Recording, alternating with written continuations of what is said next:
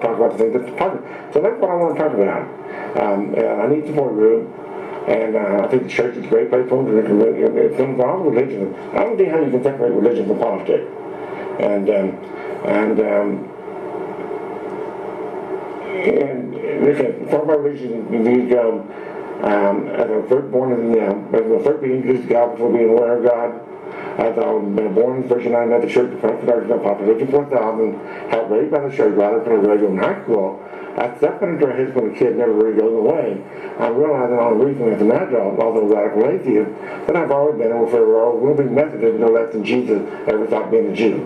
And another reason I have a silence in Methodist flag, the political calendar, I'm not here to be liked, I'm here to wake the people up.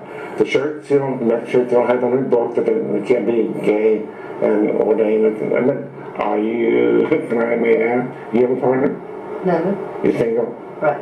Have you ever been married? No. No? You bisexual or? There are people who are just single. Single? I mean, people in their lives who have chosen to be an ordained pastor and live my life as a pastor. You have no interest in dating or you have dating? No? But, this is what I say about Timmy. The Reverend Dr. Beth, she starts off Catholic. And then I questioned her. In her profile, it said she started off in the Catholic Church. Her father went to Catholic Church. And then at the age of 12, she decided she could be happy with no other job other than the job of the priest at St. Joseph. So she joined over to her mother's church. And so I asked her, why didn't you just start with her church to begin with?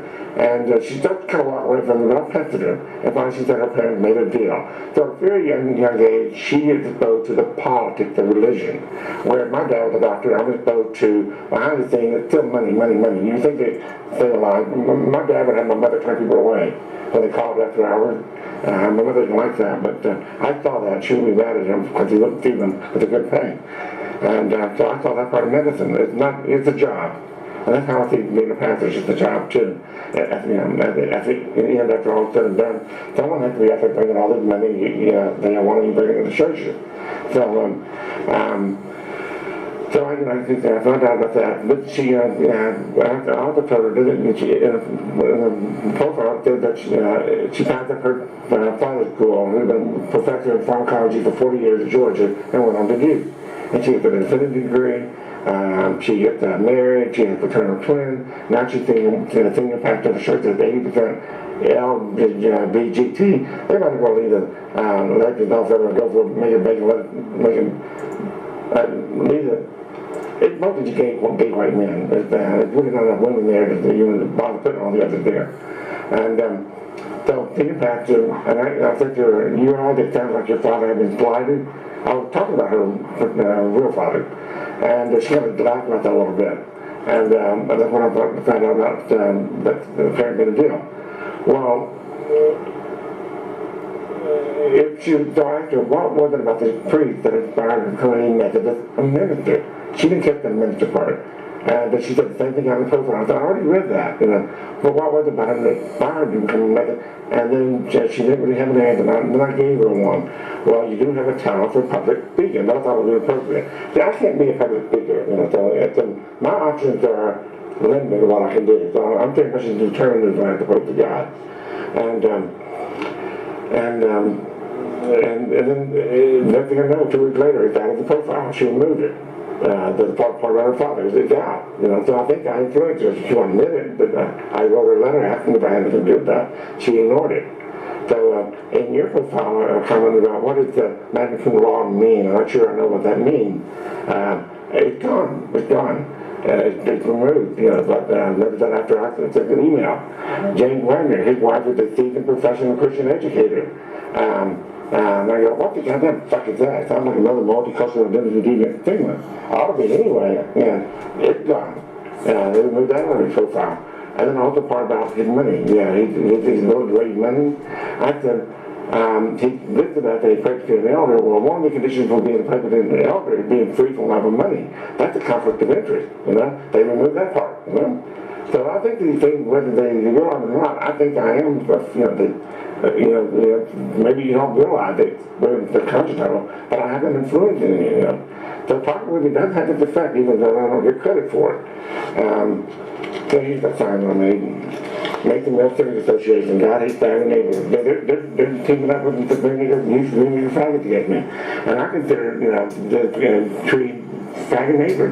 I have a question mark here. That's my trick on them. I think these, I have one that says, thank God for that, Glenn Moore, and I made a shirt, thank God for that soldier.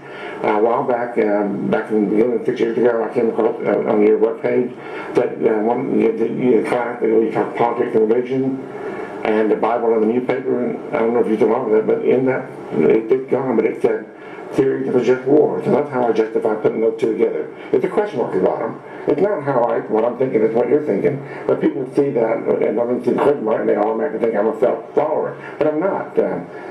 Just simply, 8-1, the Supreme Court ruled in favor of the South. They said because the issue of God and gay was already in the public domain being debated, and to punish them in any way would be denying them this right to participate in that debate. Well, I'm just continuing to debate it. That's the only thing I've done. The question marks on it. But people would rather not talk about it. They just rather, that's one thing to get done. And all I want to do is talk. The life not began the day we all became, the plain word, witness to death, however be able a witness to life. And here you got all these old folk, at a cross. They should be looking forward rather than looking backward.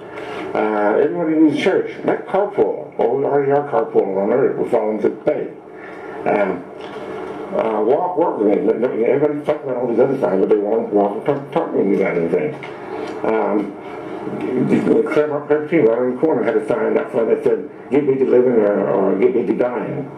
Well, I'll take it turn around to get busy living or hurry up and die. Here you have the old folks, and here you have the little boy out there, and boy that walks up on the beach, and then you have Jesus in the middle, and talk between two people. Method of fact, this I got stolen 3 times, where Jesus is 2 substantive and 1 unsubstantive. I'm 2 unsubstantive and 1 substantive. I'm not a pearl, I'm not a pig, but I am an antichrist. And what I've done here is I see string of pearls and nothing more, string of grit is nothing more than a finite number of children a woman can have. Each it's an ovary, it's a pearl.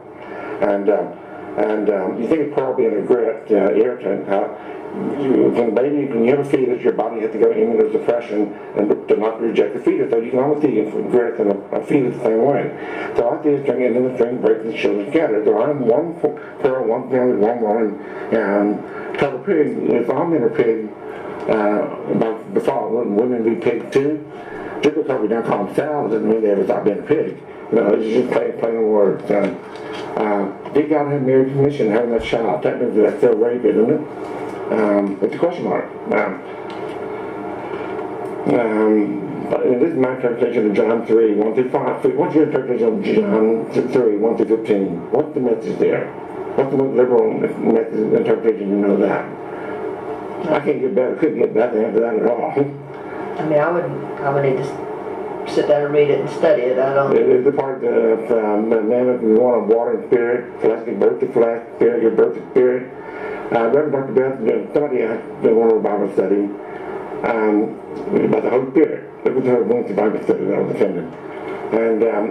And Beth said, well, we have spirit as in the big S, and we have spirit as in the little S. And then somebody said something I didn't hear. This probably is one of your I can't follow along the group. I can follow along with her, Beth, but all she does is read. She doesn't really volunteer anything, let people ask questions. And often it got loud, and I never heard it later that somebody said, well, think of your mother. You only have one. So the Holy Spirit, well, okay. To me, that's what the Holy Ghost is, your mother. Women had no say in politics. They didn't have any choice of who they married. They were just going pawned off like property. But I could see a bunch of young women giving off to older men back then. So you had, I think to me, Jesus was like somebody that showed the quality of a good leader, able to inform his own people on a rate they can absorb. So he had to work with what he had to work with. He had to use the language that we're using already. He couldn't be perfect. There's no way he could be perfect. But he stood his ground, and that's what I'm giving credit for. Here's what everybody's talking about. God has got to be the biggest motherfucker of them all. Think about it. Okay, rather than believing in no God, I'm now believing in zero God. 0, 1, they're both real numbers, they're both natural numbers, the only difference is 1 is the counter number. As you will find, no two people on this planet agree in exactly the same way as to what it means believing in God. In far necessarily, we have just as many gods. We have people claiming one, have ever claimed one, and forever will be claiming one until there's no longer anyone left able to stand and claim one. Then God at time will cease to exist to another server. Although you think of it this way, 0, 1, mother, fucker, triunion, so you got the birth there, chip. That's the back then family, that's him. And this is the mark that Rosewood Massacre. That's the black town that was wiped off the map because of a white woman in nearby Sumner. She accused a black man of raping her. It was a black town that was self-sustaining milk, and then it got wiped off the map. That's it's how I teach commission and prevarication, which is exactly what Bob and Jenny Gary are doing. And he was so big, he was so black, that boy. Pernicious and prevarication. This is my Alfred Argent way of calling Bob Gary Rock. She's another pernicious prevaricating cunt. And fuck you. That's the number one opinion I get when people drive around my house. They say, fuck you, or faggot. Or they even have to call me pussy. I don't get that one. They're usually young men. I'll take it. Anyway, nothing but a self-terminating cliche. This is my way of throwing it back at them. But you know, when I did this, nobody complained. When I did, I take 1 to masturbate, 2 to procreate, 3 to avoid like fuck with the actor, nobody complained. And then I did this one, everybody complained, I spelled it out. And that's the number one opinion I get people driving by. So all I done is throw it back at them and tell them, pull my draw, talk about this. That's all I want to do is find out more. What do you think about that one? What did I send you by email? That's my recontextualization of, what does recontextualization mean? When they contextualize theology, what does that mean? This is my attempt at that. You know, the recontextualization of King Solomon, the kid maybe that was split, he was going to split between 2 women. Well, for me, I'm grown up. I think Bob Gary and King Solomon in later years when he became unwise, corrupted. And me, it's sort of like the baby growing up. And I'm being put between him. It was his wife that started the conversation. I thought my own friendly neighbor and my mother who would rather give her own for adoption. So I'm refused to let go of my story with them. And so I'm being split and torn.